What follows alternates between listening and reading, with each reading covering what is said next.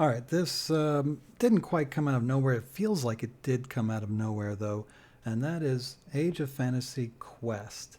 This is a solo co op adventure type of game, and it just dropped yesterday, um, almost exactly 24 hours, as you could see.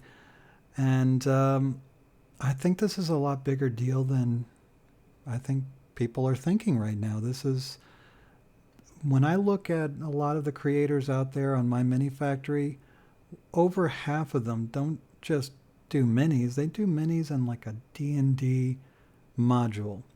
Now, I, there's a lot of people who want to play D&D.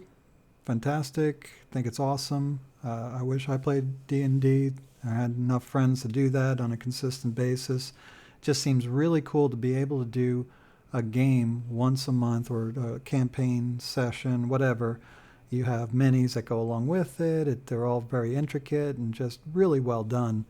I'm looking at Mammoth Factory, or I forget their name, but they do a really good job on making an army for OPR and minis for. Here, let me see if I could pull it up.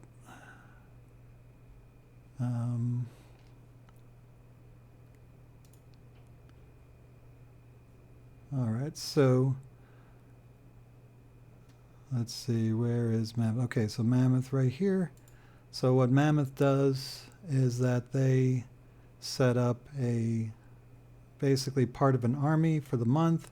They have a 5e adventure PDF that you can get, and it's just really, really neat. Of course, you got to pay the extra money to get the PDF, but the minis, $10. And they're good for OPR armies. So if you go into OPR, let me just find it here. So we've got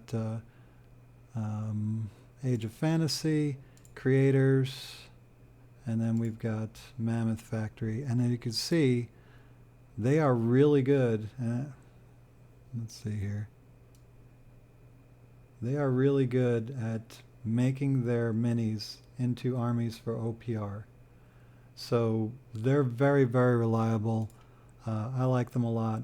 And they, like I said, they make the, where'd they go? Here we go. They make these armies that can be used for 5 edition games, and it's just really cool. However, like I said, I don't have a consistent group of friends that I can play a role-playing game with, but I still wish I could participate and get involved in the adventure,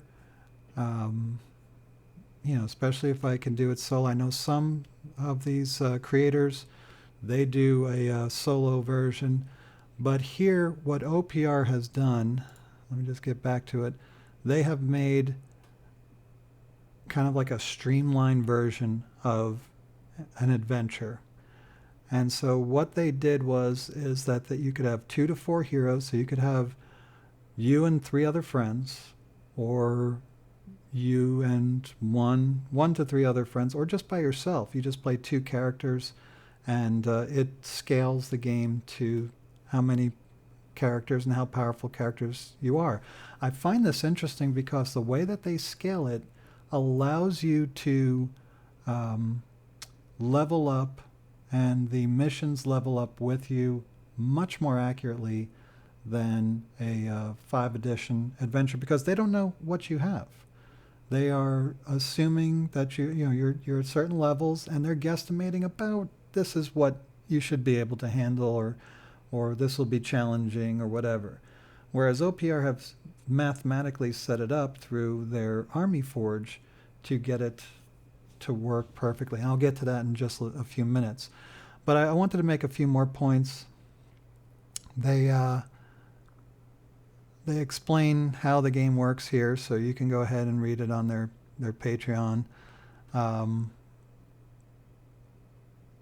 But the Army Forge is set up to play it any way that you want, and the record keeping is super, super smooth. I've been playing around with it the past 24 hours. You can make up missions very easily. according to the rules. So when you get to, let me see if there's a link here.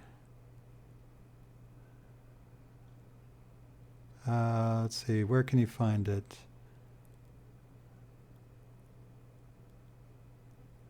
All right. Does it say in the beginning? All right, Age of Fantasy Universe. If you click on that, now you just get this. Huh. Wait. That'll just take me back. Okay. Age of Fantasy Universe, Skirmish. Where do you find it?